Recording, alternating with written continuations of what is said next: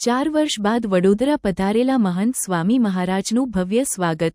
ભગવાન સ્વામિનારાયણના છઠ્ઠા આધ્યાત્મિક અનુગામી તથા બીએપીએસ સંસ્થાના વડા પરમ પૂજ્ય મહંત સ્વામી મહારાજ 4 વર્ષના લાંબા અંતરાલ બાદ વડોદરા પધાર્યા છે.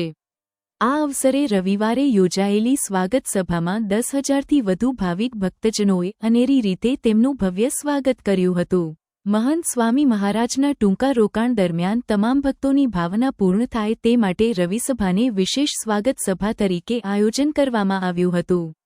આ આયોજન હેઠળ ભક્તજનોએ પોતાના સ્થાનેથી જ પુષ્પમાળા અર્પણ કરી તેમજ પોતાના ઘરેથી લાવેલા મનપસંદ વ્યંજન ભગવાન અને ગુરુને અર્પણ કર્યા. સભા દરમિયાન 10,000થી વધુ ભક્તોએ સમૂહમાં કીર્તન ગાયું અને અંતે સમૂહ આરતી સાથે સ્વાગત સભાનું ભાવસભર સમાપન થયું.